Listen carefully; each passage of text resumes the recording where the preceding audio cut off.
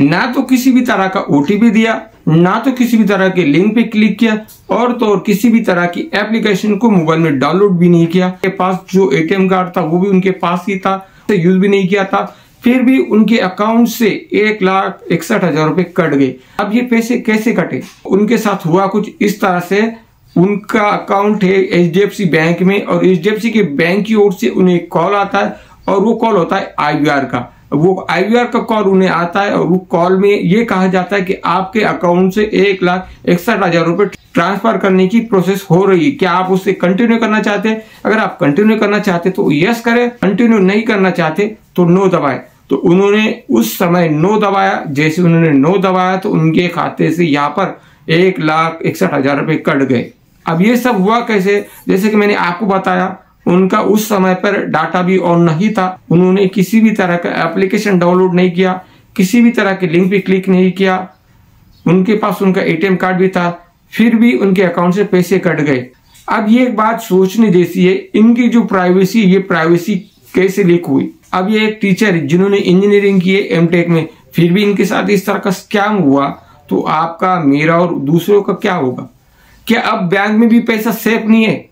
कुछ इस तरह का एक फ्रॉड हमारे लोकल में भी हुआ था, पर उसका फ्रॉड अलग था। वो फ्रॉड कैसा था? तो देखिए उनके साथ क्या हुआ था, उनके पास महाराष्ट्र ग्रामीण का एक एटीएम था, वो एटीएम गए पैसे निकालने, तो कुछ वहां पर प्रॉब्लम आई।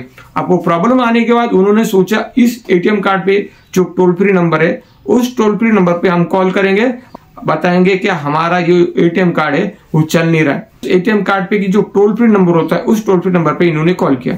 आगे टोल फ्री नंबर पे कॉल करने के बाद यहाँ पर इनका कॉल तो नहीं लगा, कॉल कट होने के कुछ ही सेकंड के अंदर वहां से कॉल बैक आता है, सर आप एक कस्टमर है और आपका यहाँ पर एटीएम पे कोई प्रॉब्लम आ रही है, तो बताइए क्या प्रॉब्लम है आपकी, हम आपकी प्रॉब्लम सॉल्व कर देंगे। तो इन्हें लगा कि ये ओरिजिनल बैंक वाले हैं, अब इनका ये काम कर देंगे, तो इन्होंने उनसे ओटीपी मांगा, ओटीपी इन्होंने दे दिया, और ओटीपी के साथ में ऊपर जो था जिसमें लिखा था 8,000 रुपए की अमाउंट है, तो इन्होंने वो अमाउंट पढ़ी नहीं और सीधे ओटीपी दे दिया। अब यहाँ पर उनकी गलती ये हो गई कि इन्होंने ओटीपी दे दिया, उसके बाद उनके अकाउंट से 8,000 रुपए कट गए। अब ये 8,000 रुपए कैसे कटे? अब तो यहाँ पर भी सेम हुआ, जो एटीएम कार्ड पे का जो नंबर था वो हैक हो चुका था, उस टोल फ्री नंबर का यूज स्कैम के लिए हो रहा था। तो इस तरह से स्कैम हुआ था इस मैटर में भी। और जो अभी का मैटर है, जिनका 1,61,000 रुपए कटा, यहाँ पर कुछ नए टेक्नोलॉजी का यूज करके कस्टमर के साथ स्कैम हुआ। अब पर यह बात आती कि डाटा इनके पास जाता कैसे और लीक होता कैसे। अगर आपके साथ भी इस तरह से हुआ होगा तो आप हमें कमेंट बॉक्स में या तो डीएम करके जरूर बताना। जिनके साथ ये स्कैम हुआ उनका मैं वीडियो यहाँ पर लगाता हूँ, आप देखिए उनके साथ क्या हुआ। हाय मित्रांनो, मी सादिक शौकत शेख, राहणार शिर्डी, तालुका राहता, जिल्हा अहिल्यानगर, महाराष्ट्रातून बोलतोय। माझं शिक्षण masters of engineering in mechanical by profession engineer आहे मी। सदर आजचा जो काही विषय आहे तो एचडीएफसी बँकेच्या फ्रॉड बाबत आहे। दिनांक 5 ऑक्टोबर 2025 ला पहाटे 5:42 एचडीएफसी बँकचा टेलिकन्फर्मेशनचा फोन आला, ज्यामध्ये त्यांनी सांगितलं की तुमच्या एटीएम कार्डमधून 1,61,258 रुपये आणि 38 पैसे इतकी रक्कम कपात करण्यात आलेली आहे। सदर ट्रान्झॅक्शन पूर्ण करण्यासाठी हो म्हणा आणि कॅन्सल करण्यासाठी नो म्हणा, आणि ही नेहमीची सुविधा आहे, ज्यामध्ये मी सदर ट्रान्झॅक्शन कॅन्सल करण्यासाठी नो म्हटलो। आणि त्यानंतर माझा फोन मी चेक केला, तर त्यावेळेस मला 1,61,258 रुपये आणि 38 पैसे इतकी रक्कम कपात केलेल्याचा मेसेज मिळाला। माझं फोनचं इंटरनेट बंद होतं, कुठलाही ओटीपी मी शेअर केलेला नाही, माझ्या फोनमध्ये कुठलाही थर्ड पार्टी ॲप नाही, कुठलीही अननोन लिंकला मी त्या ठिकाणी क्लिक केलेलं नाही, कुठल्याही स्वरूपाचा माझं यामध्ये डायरेक्ट और इनडायरेक्ट इन्व्हॉल्वमेंट नाही। असं असताना सुद्धा या ठिकाणी माझे पैसे कापले गेले, म्हणून मी लगेचच 2 ते 3 मिनिटांमध्ये मी लगेचच एचडीएफसी बँकच्या कस्टमर केअरला फोन करून सदर घटनेची पूर्ण कल्पना दिली आणि अमाउंट होल्ड करण्याची विनंती केली। त्याचबरोबर माझं बँकिंग त्या ठिकाणी ब्लॉक करायला सांगितलं। त्यांनी मला सांगितलं की पुढे तुम्ही सायबर क्राईमला सुद्धा तक्रार दाखल करा। मी सायबर क्राईमला तक्रार दाखल केली। त्यानंतर रविवार असल्याने एचडीएफसी बँकेचे कर्मचारी यांना फोन करून, त्याचबरोबर HDFC बँकेचे मॅनेजर शिर्डी शाखा यांनाही मी त्या ठिकाणी फोनवर सदर घटनेची कल्पना दिली आणि त्यांच्या एंडने काय करता येईल याबाबत त्यांना विनंती केली.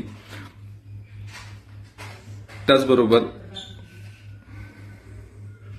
सोमवारी सकाळी मी बँकेत गेलो आणि बँकेत गेल्यानंतर लेखी स्वरूपात सुद्धा मी त्यांना त्या ठिकाणी तक्रार दिली आणि तक्रार दिल्यानंतर त्यांनी 1 नोव्हेंबर 2025 पर्यंत आम्ही तुमची केस निकाली काढू असं त्यांनी आश्वासन या ठिकाणी मला दिलेलं आहे. साधारणतः 26 दिवसाचा कालावधी आहे आणि एकंदरीत त्यांचं असं म्हणणं होतं का आमच्या बँकेचे कर्मचाऱ्यांचे सुद्धा पैसे गेले आणि इतर बँकेत सुद्धा हा फ्रॉड चालू आहे.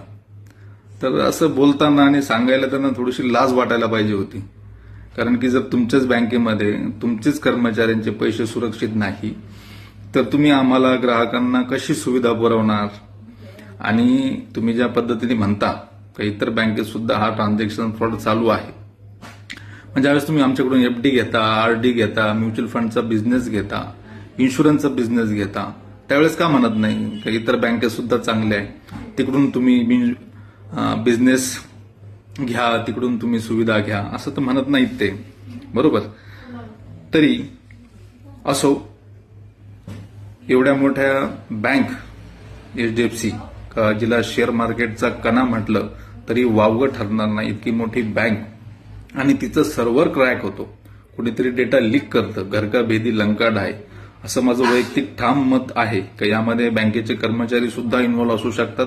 त्याशिवाय एवढी मोठी बँकेचं सर्व्हर क्रॅक करून कस्टमरची इन्फॉर्मेशन, डेटा लीक करणं इतकं सहज सोपं नाही.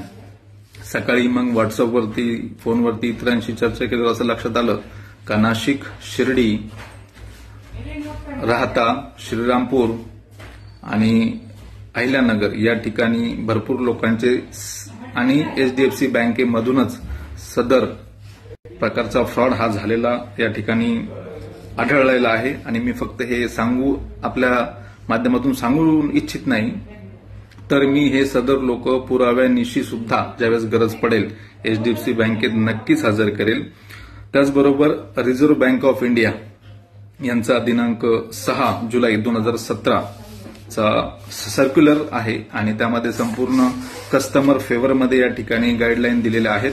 त्याचा नंबर मी सुद्धा आपणास सांगतो, जो की आहे dbr.no.leg.79.007.005/2017-18 असा हा सर्क्युलर आहे रिझर्व्ह बँक ऑफ इंडियाचा, ज्यामध्ये टेबल नंबर 2 मध्ये सांगितल्याप्रमाणे आणि पॉइंट नंबर 8 मध्ये आदेश दिल्याप्रमाणे जर एखाद्या कस्टमरचा फ्रॉड ट्रान्झॅक्शन झालेला असेल, त्यामध्ये तो कुठल्याही पद्धतीने जबाबदार नसेल, तर बँकेने सदर रक्कम ही त्याला 10 दिवसाच्या आत जमा करायचे आदेश या ठिकाणी RBIने दिलेले आहे.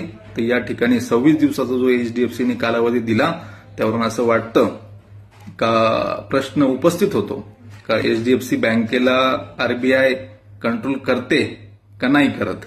असो, सदर प्रकरणात माझा कुठलाही दोष नाही, माझी कुठलीही चूक नसताना सुद्धा माझे पैसे कापले गेलेले आहेत.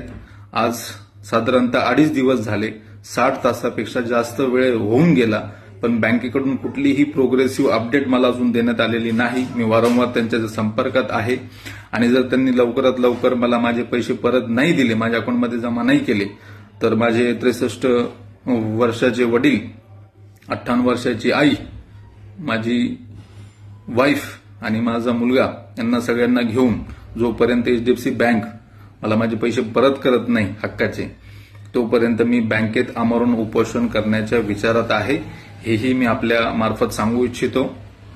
त्याचबरोबर आपण सर्वांना विनंती करतो की आपण आपल्या बँकमध्ये जा, ती कुठलीही असो, HDFC असो, कुठलीही असो, त्यांना विचारा आमचे पैसे आपल्याकडे सुरक्षित आहेत का. ते म्हणाले आहेत, तर सदर असल्या काही प्रकारचे ट्रान्झॅक्शन झाले त्याची जबाबदारी बँक घेईल का.